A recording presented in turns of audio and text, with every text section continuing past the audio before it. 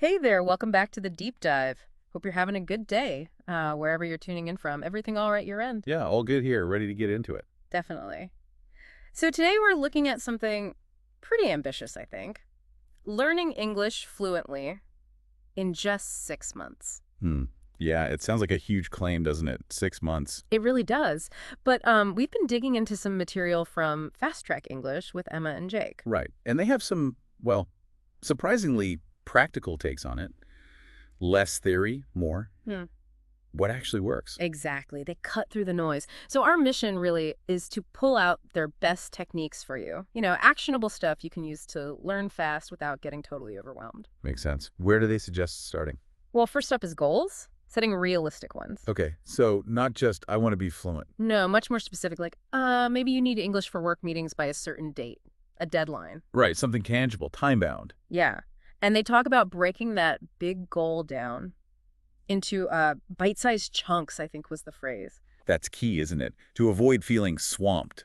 Little steps. Totally. Gives you that sense of structure, helps you see progress along the way rather than just focusing on the giant end goal. Okay, so you've got your smaller goals. Yeah. But what if you can't just, pack up and move to London or New York? Right, the immersion question.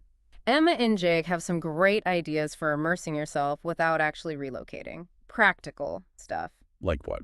Well, simple things first, like switching your phone's language to English. Oh, yeah, I've heard that one. Constant little interactions. Exactly. And watching Netflix, but, and this is the important bit, with English subtitles, not subtitles in your own language. Oh, okay. Why is that distinction important?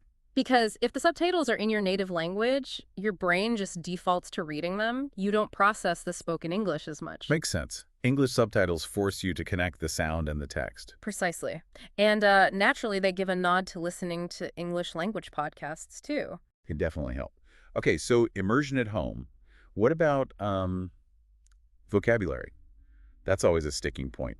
Forgetting words mid-conversation. Oh, tell me about it. It's so frustrating. Emma has this thing called the 3X rule. The 3X rule. Yeah. The idea is when you learn a new word, you actively try to use it 3 times in, like, normal conversation that same day. Even if it feels a bit unnatural. Yeah, even if it feels a little forced. They gave this funny example with bitter. Oh, right. Like, This coffee is bitter. the weather is bitterly cold. Wow, this lemon is bitter. It sounds a bit silly, but I could see how that repetition in different contexts would make it stick. Exactly. And it highlights that you shouldn't be afraid to make mistakes or sound a bit awkward when you're trying out new words. It's part of it. That's a good point. The fear of mistakes holds people back. For sure. Okay, so moving on from vocab, grammar. The big scary monster for many learners. Uh-huh. All those rules. But Emma's approach is, well, kind of liberating. She says focus less on perfect grammar rules, especially at first, and more on learning common chunks of language. Chunks. Like phrases. Exactly. Like learning how's it going as one block instead of worrying about how is it going. Or like saying, I'm kind of tired instead of dissecting, I am kind of tired. Right. You learn these ready-made phrases that native speakers actually use. It helps you sound more natural, faster. So fluency over perfect accuracy, initially at least. Yeah. Communicating effectively. Pretty much. It's about sounding like a real person, not a textbook. Makes sense. Now, they also talk about consistency, right? How crucial that is. Oh, massively. Jake asks Emma what the single biggest mistake learners make is. And she says, Giving up too soon. Like after just a few weeks. yeah, the initial enthusiasm wears off. Exactly. So even with fast-track methods, you still need that sustained effort. And they suggest tracking your progress to stay motivated. How do they suggest doing that? Practical things like record yourself speaking on day 1, then record yourself again on day 30 or day 60. So you can actually hear the difference. That would be motivating. Totally. Or just celebrating the small wins, finally understanding a meme in English or getting a joke, those little aha moments. Yeah, those keep you going. Okay, here's a big one I hear a lot. How do you actually start thinking in English? Someone called Carlos asked them this. Yeah, good question. And Emma's advice was, again, pretty simple. Start small. Describe your everyday actions to yourself in English. So, like, narrate your life internally. Kind of. Like, okay, I'm brushing my teeth now. Or, the traffic is loud today. Just making English the language you're using for those internal thoughts. Gradually building that habit. Yeah. Interesting. And then related to sounding natural, they talk about slang. Slang. Really? Yeah, learning some contemporary slang.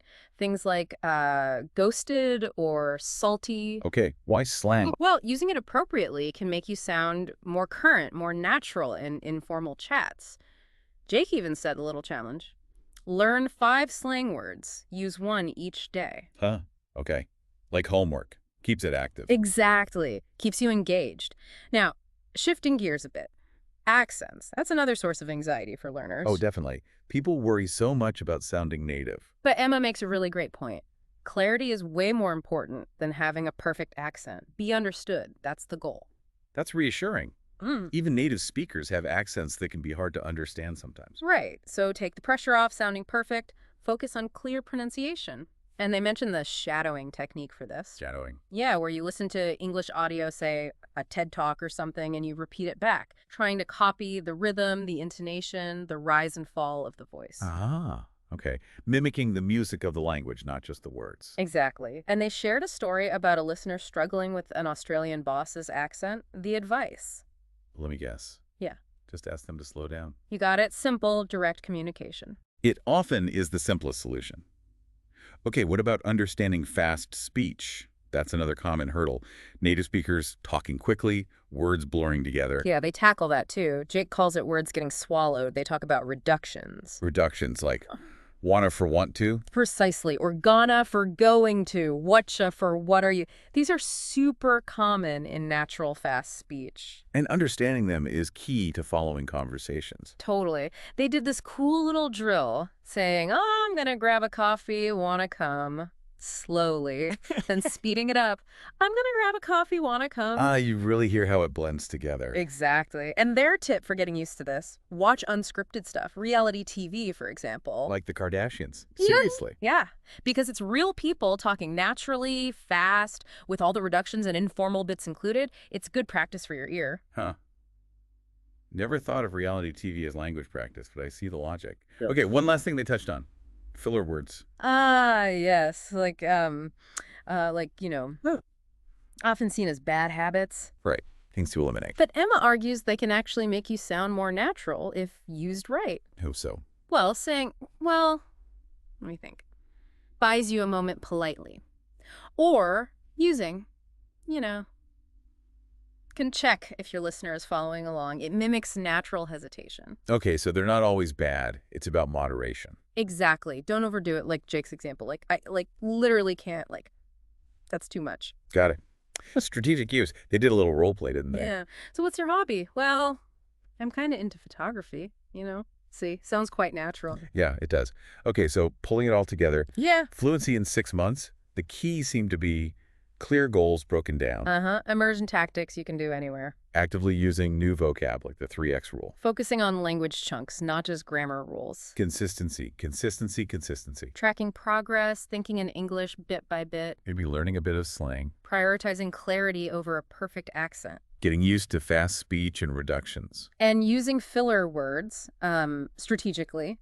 Wow, it's quite a toolkit when you lay it out like that. Really practical stuff from Emma and Jake. Definitely. A solid framework if you're serious about boosting your English quickly. It really makes you think, considering all these techniques, what's maybe the one thing that stops people from actually doing them consistently?